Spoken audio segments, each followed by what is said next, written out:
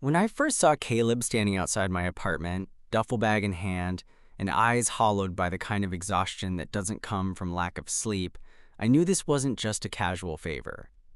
"Hey," he said, voice low. "Still okay if I crash?" I stepped aside immediately. "Yeah, of course, come in."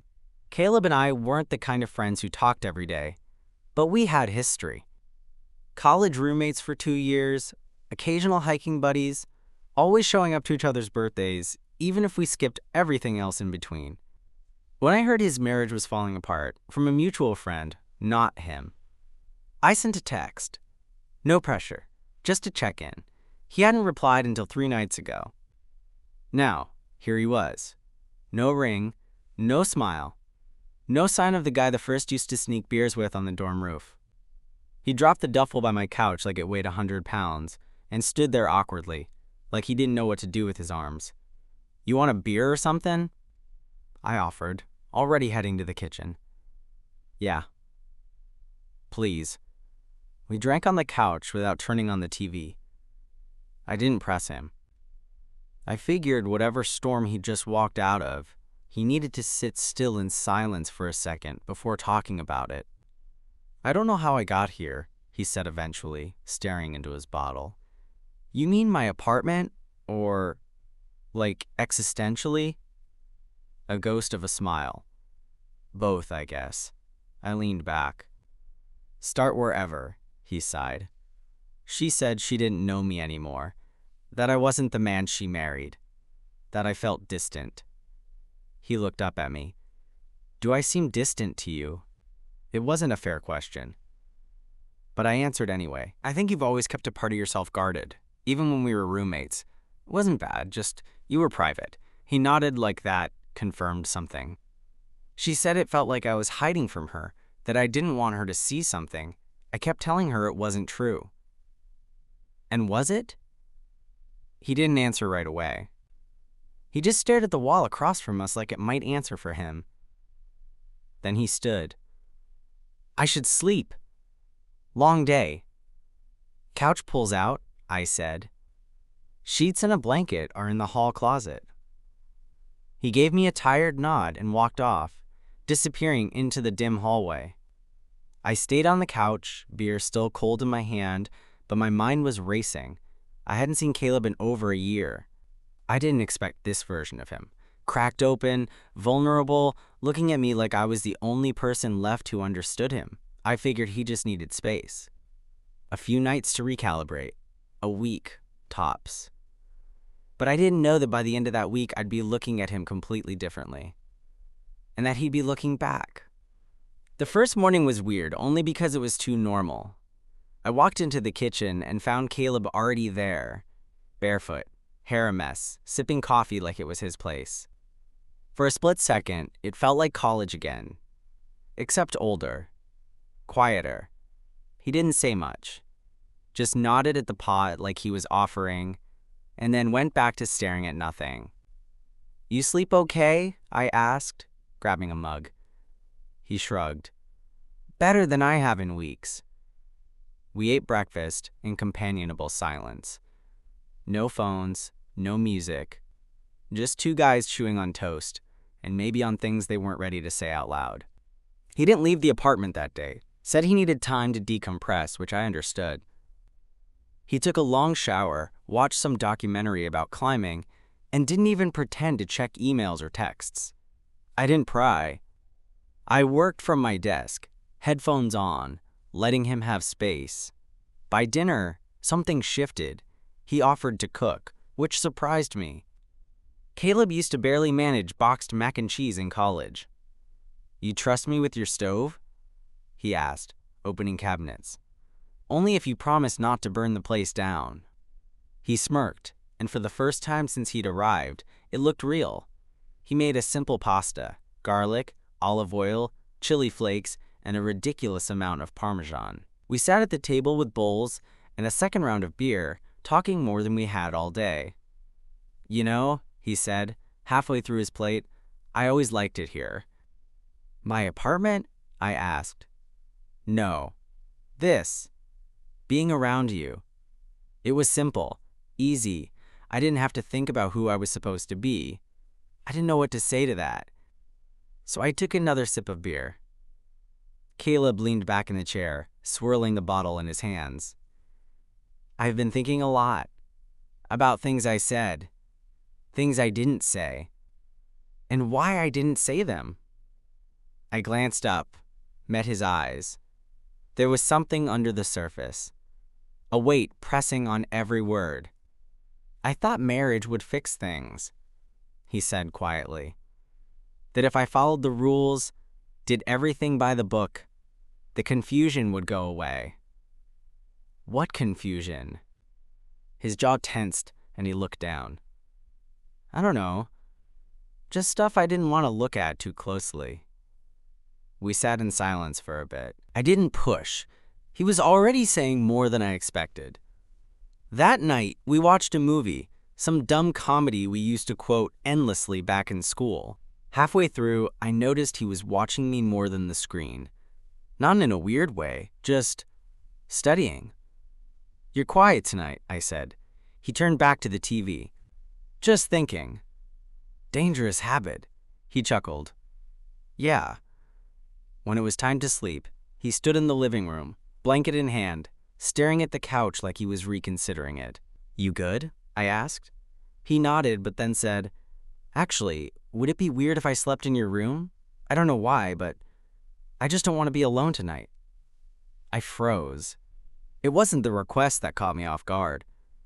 It was how genuine it felt. How small his voice sounded when he said it. Yeah, I said. That's fine. He followed me into the room without another word. I had a queen bed, barely big enough for 2 grown men, but we'd shared worse in the past. We lay side by side, not touching, not talking, just breathing in the dark. At one point I felt the mattress shift. His arm, just barely, brushed mine. You still awake? He whispered. Yeah. He hesitated, then said, Thanks for not asking too many questions. I rolled my head toward him. The glow from the streetlights outside made his outline faintly visible. You don't need to explain anything, Caleb. You're here. That's enough. A long pause. Can I tell you something? Of course. I used to think about this, he said, back when we lived together. What do you mean? This. Lying next to you, wondering if it meant anything to you, too. My breath caught. You never said anything. Neither did you. We lay in the dark, that truth sitting between us. Too big to ignore now. The room was dead quiet.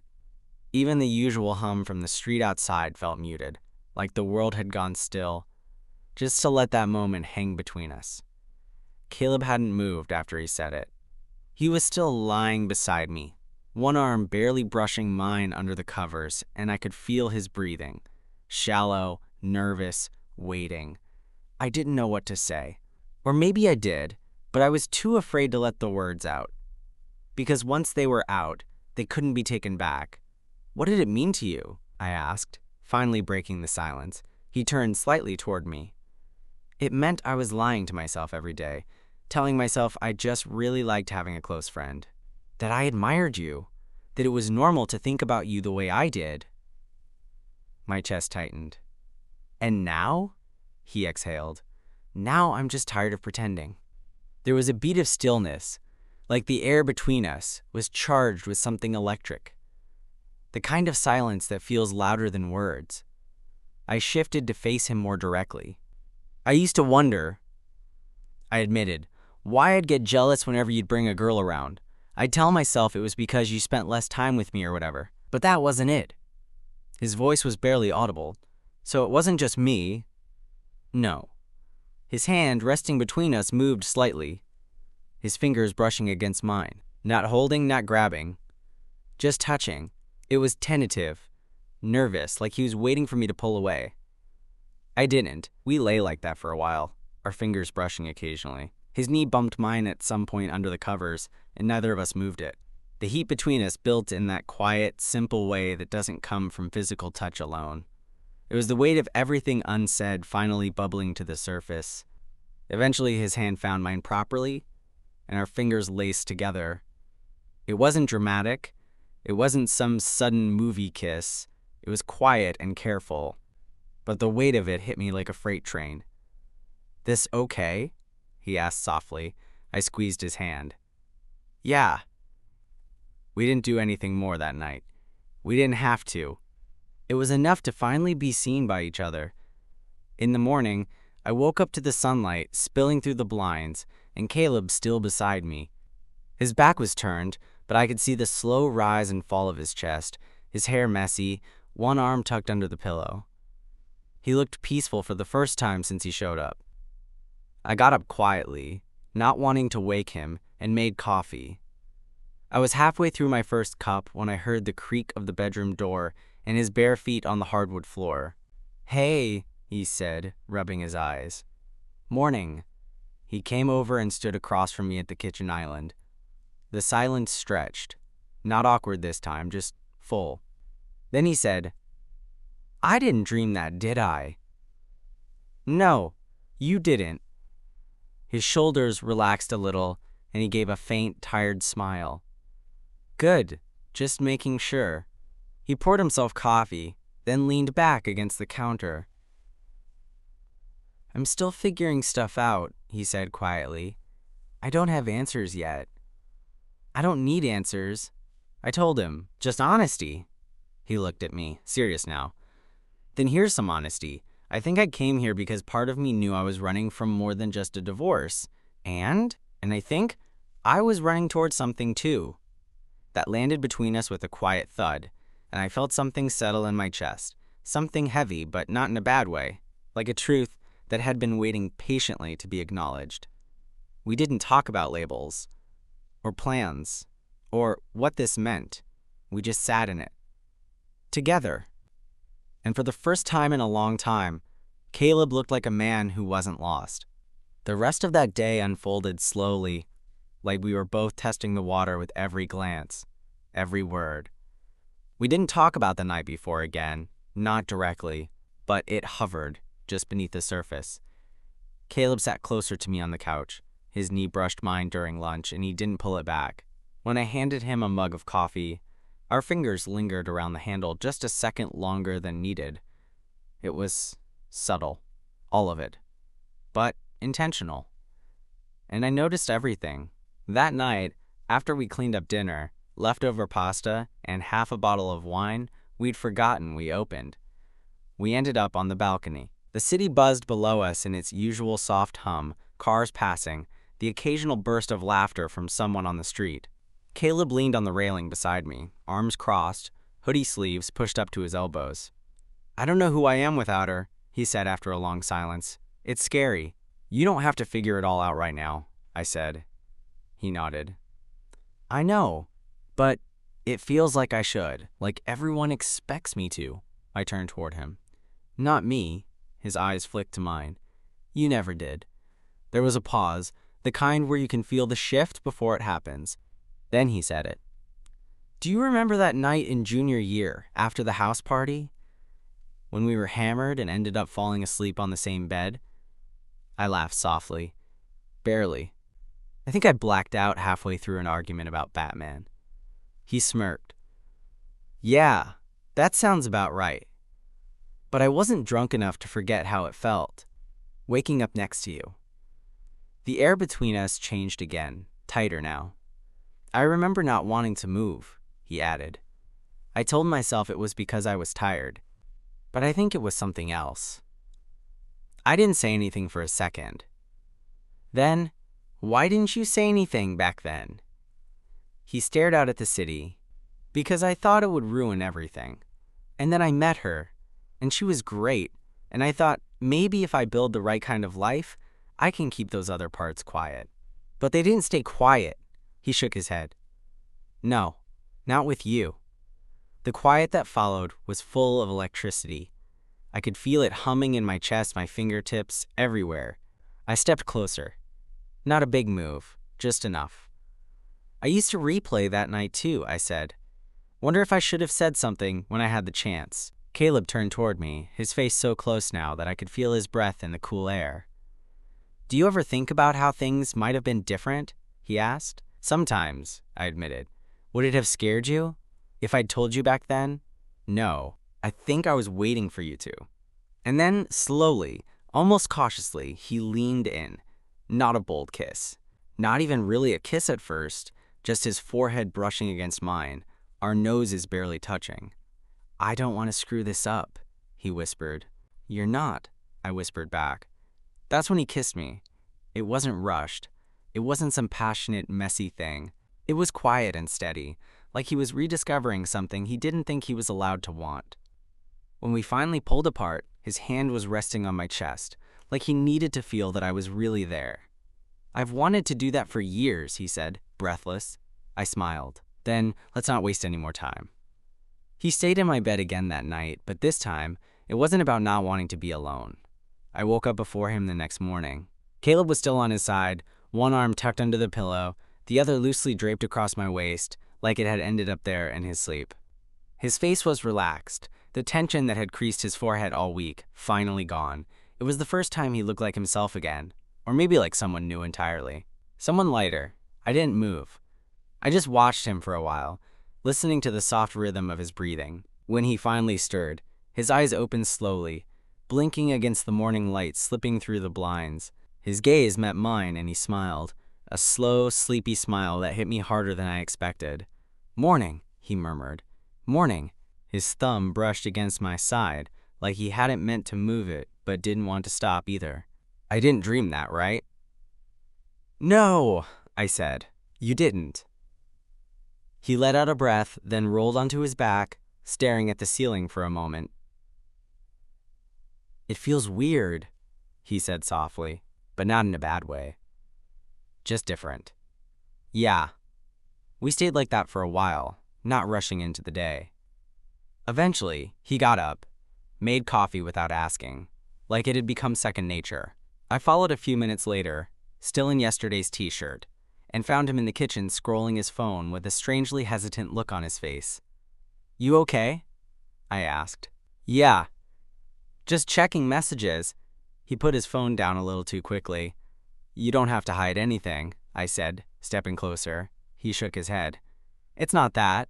It's just her. I didn't have to ask who he meant. The weight in his voice said enough. She wants to talk, he said. Not about getting back together. Just about everything. Closure, I guess. I nodded. That makes sense. I feel like I owe her that much, he added. You do. He looked at me, eyes scanning my face. This doesn't mean I'm walking away from this. From you. I leaned against the counter next to him. I know. Go talk to her. Say what you need to say. I'm not going anywhere. He reached out and squeezed my hand under the edge of the counter, the motion quick but grounding. Thank you. Later that afternoon, he left to meet her. I didn't ask for details. Didn't ask how long he'd be gone. Just gave him space. Trust, I figured, wasn't something that needed over-explaining. He was gone for hours. By the time he came back, the sun was setting, casting long shadows across the floor. He looked worn out, but not shattered. If anything, there was a strange calm about him, like the storm had passed, and he was finally standing in the wreckage, seeing it clearly. He dropped his keys in the bowl by the door, walked straight to me and wrapped his arms around my waist without a word. I held him there, both of us just breathing. She cried, he said eventually, voice muffled against my shoulder. We both did. Good, you needed that. He pulled back to look at me. She asked if I'd known all along. What did you say? I told her I didn't. Not really. But that I never felt like my whole self with her. He paused, eyes flicking between mine. And then I told her I think I've found that part now. I didn't say anything. I didn't need to. He kissed me again. Slower this time, with more certainty. No hesitation. No second guessing. Just two people who had finally stopped running. By the time the week was coming to an end, the whole apartment had quietly adjusted to Caleb's presence. His duffel bag was still sitting by the couch, untouched since the night he arrived. But his phone charger had migrated to the nightstand. His hoodie hung on the back of my kitchen chair. His toothbrush sat beside mine like it belonged there, and somehow, it didn't feel temporary anymore. On Thursday morning, we were making breakfast together. Eggs, toast, coffee, moving around each other in the kitchen without needing to talk much. It was weird how easy it had become.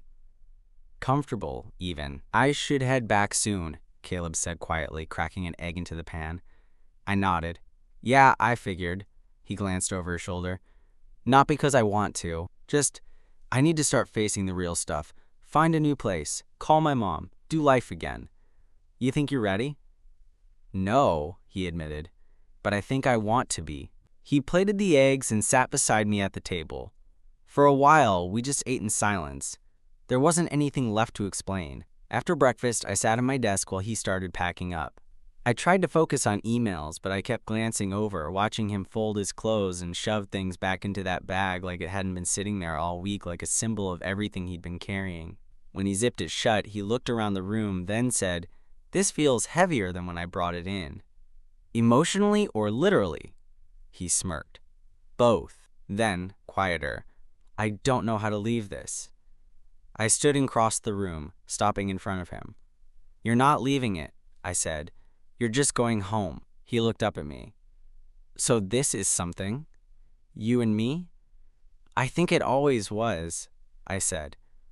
"We just didn't have the timing right before." He stepped closer, our foreheads nearly touching.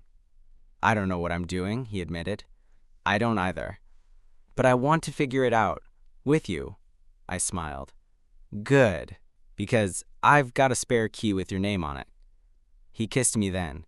Soft, familiar now, like he was learning me again, but not from scratch. He left that afternoon, standing in the doorway longer than he needed to, his bag slung over his shoulder, keys in his hand, but before he walked out, he turned back.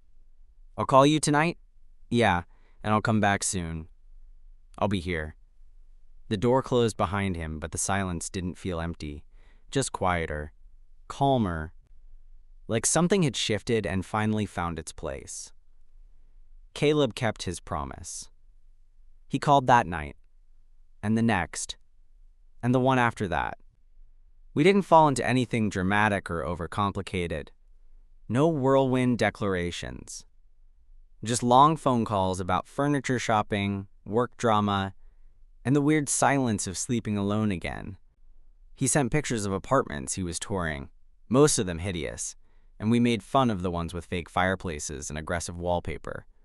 A week turned into 2, then 3. By the time he signed a lease, I'd already spent 2 weekends at his place helping him unpack. I brought him a few extra pans, a cutting board, and, mostly as a joke, the exact same pasta ingredients from the night he cooked in my kitchen. He grinned when he saw them. "You really want me to burn down my new place?" "You owe me dinner," I said, brushing past him into the kitchen. That night, he kissed me in his new living room, boxes half opened, laundry basket doubling as a coffee table, and his hands still smelling faintly of cardboard and dish soap. It was messy and imperfect, but it felt right. A few months later, we were walking back from a late movie when he stopped in the middle of the sidewalk and turned toward me. "I ran into her last week." It took me a second. "Your ex?" He nodded. "At the grocery store. Ran a mile. By the granola bars. How was it?" "Okay," he said. "Strange, but okay." Then he added, "She looked lighter, happier." "You okay with that?" He shrugged. "I think so. I think I'm getting there." We kept walking. The city was unusually quiet for a Friday night. Just the two of us, hands brushing, not quite holding, until I reached out and laced our fingers together. He glanced down, then smiled. "I used to wonder how this would feel," he said. "What?" "Being with you. Not hiding it, not analyzing it, just letting it be real." "And?" He squeezed my hand. "It feels better than I ever imagined." I didn't respond right away. Just kept walking, his fingers warm in mine. The quiet between us full of the kind of peace that doesn't need to be filled. This wasn't a fairy tale ending. No fireworks or grand confessions. Just two men figuring it out. Slowly, honestly, with the kind of tenderness you earn through time and pain. And sometimes, that's all you really need.